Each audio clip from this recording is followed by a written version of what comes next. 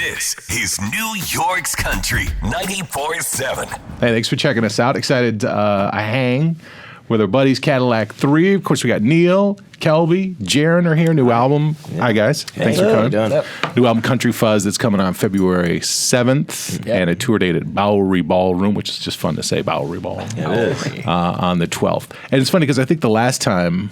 whenever I look at pictures of you guys, I always think I look like a gym teacher around these guys. You look so cool. Yeah, you're like the cool gym teacher that everybody wanted to hang out with on the weekends. But after the game at the pizza place. Our hair comes off with the hat too. Okay, good. It's all You've been blessed for sure. But I was thinking, I think it was Irving was the last time I saw you guys. Plaza, And I was there, and I'm like, there is an intensity from your fans when you guys walk on stage.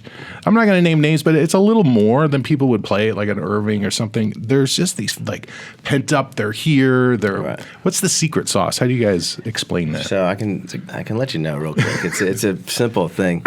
We grew up watching wrestling, WWF, as kids. So me too. You're backstage, you're like, all right, kick me. You kick me. Now kick him. And then we walk out there with the big music and everything, and we're just like, yeah. Amped up, man. That's the best way I can explain it. Like our fans feed off that too. So You guys have had such a relationship with those fans, but obviously as songwriters too. It was a Rascal Flatts song or Tim and Keith. One of my favorites actually is a song you wrote, "Cigarette" with Frankie Ballard. Frankie. I love that. But how do you? Did you see who I wrote that with? Some heavy hitters, man. Kip and Stapleton. Yeah. I was like, oh, okay. Yeah, good for Frankie. That was an odd day. I can remember trying to convince Kip to sing it, and he's like, and Chris had sang the original demo in my little place there, and because I wanted Kip to cut it, because at the time Stapleton didn't have a record deal, he wasn't trying to do it, and he said, "What? I ain't singing after old Luther over there." I can't imagine the conversations with those. Yeah. Are you?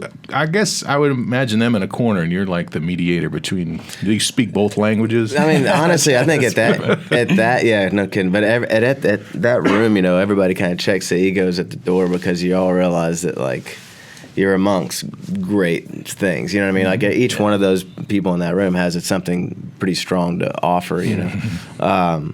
But yeah, I think that day I was playing guitar and being mediator, like you said, and running the tools and helping out where I could. But how do you? I guess because I'm so far out of it. I get this throat thing. You got a frog. I got something going on, but I'm so far removed from having any sort of musical talent. But how do you create music that is not for you? In terms of there's obviously people. I guess I could write a song that's not a genre I listen to, but as artists.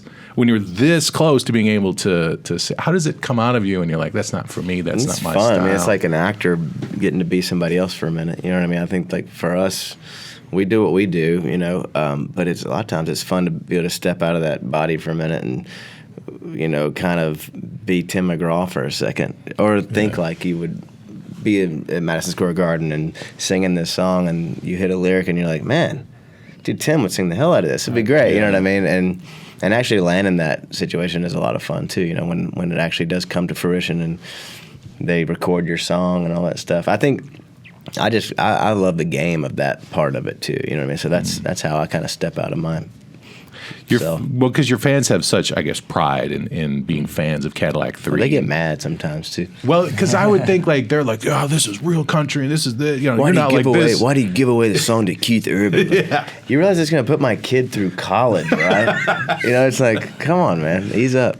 Speaking of college, or even back to high school, you guys all went to high school together in Nashville, and when you grow up around it, and I could relate to this in a way too, because my dad was in radio and worked at big rock stations. Oh, cool. We had all these albums, and he knew everything about classic rock and all, and I just pushed it away because I was like, that's not mine. I didn't. Right. So when you grow up, you obviously come at country music from a different angle when you grow up in Nashville. How did you feel, I guess, coming up in the game, so to speak, how you were different than everyone else? I don't know I think growing up in Nashville, you almost don't realize that maybe how lucky you are to be there and be as surrounded by it as you are. So then we'll go somewhere, I don't know, Oklahoma or somewhere random, and they'll just want to be coming to Nashville, and that's true of so many people. So I think we were kind of blessed to be in a place that not only was that music all around us, but there's studios on every block, and there's the world's best songwriters and all that stuff, and so I think we kind of had a leg up without realizing it. Yeah.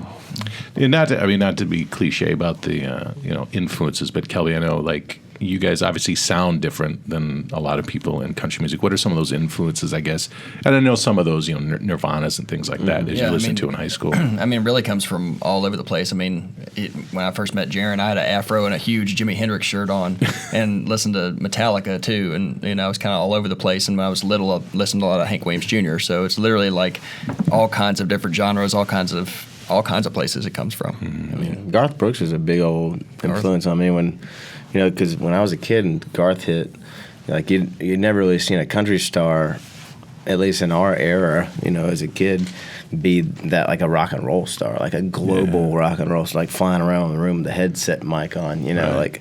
So you realize how big country music could be. I guess I did, because like Waylon and Willie and Hank and all that stuff was a little before my time. So you just kind of know what they did, but you didn't actually see it. So when you see Garth and that whole little movement of Clint Black and it's funny too with all Garth, those like things. people, so much pushback on sort of pop country that ended up on the radio. But Garth, there was big pushback. Oh, man. when Garth Right. came out, people are like, this isn't country. This is, like you said, rock music. Oh yeah. AC/DC kind of stuff. Yeah, honestly, it's great. It's actually kind of weird to talk about Garth right now because he's having such a big year. I mean, he's too. the entertainer. Yeah, yeah, right. He's doing okay. But I mean, a lot of stuff. Seeing that kind of thing growing up is really cool too. And then growing up in that music business, but also like wanting to rebel when Nirvana and all that stuff hit. It's kind of explains a lot of why we sound like we sound. Probably just because we like the heavier stuff. But I love the songwriting of that. Tony Arata writing the dance. That's an amazing situation. So I lean on both of those things. You guys are coming with your fourth album in February, and there's, I guess, sort of what you guys have really been doing for a while, this acceptance of people coming as they are. Maybe Luke Combs is part of that, and Aaron Church has been so embraced and not as packaged. Did that affect or the way that you put Country Fuzz together, or has it just been like, yeah, we've been doing it the right way, now that they're coming, we see the swarm of fish coming our way? I think that from the beginning, like the first record that we did in a, for lack of a better word, a garage studio, pretty much, I think we kind of got back to that on this one, where we you can see kind of like on this record, there's 16 songs on this record, so there's plenty of room to do what we've done in the past, and also kind of lead to where we're going for the next, for what the records that we continue to make in our career.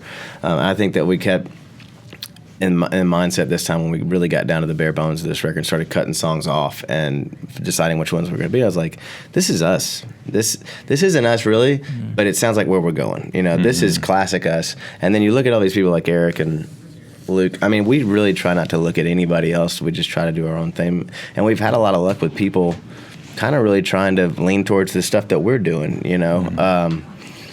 and God bless Luke Combs and Eric for doing just how they want it to do, and it worked, because that gives people like us hope. It's pretty cool. Yeah, there's two songs out right now, Back Home and Long After Last Call. The Long After Last Call is like a very sexy sort of Jeez, thank you. song. It seems a little, woo!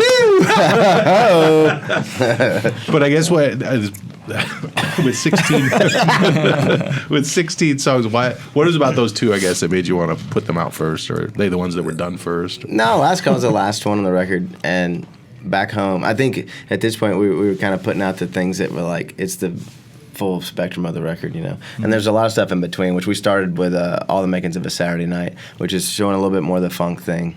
I think that this record's got 3 different parts, and basically what you have out right now, actually 4 different parts, but you have out right now is the first 3, and then tomorrow or Friday a new one called Slow Rollin' comes out, and it kind of shows the 4th part. And so it's kind of like that. You see the movie Glass with the Samuel James Jackson. McElroy, with James McElroy, who plays the monster guy. Yeah. So our record's kind of like that dude. Sometimes he's like, whoa, and sometimes he's like, oh, and sometimes he's like, hey.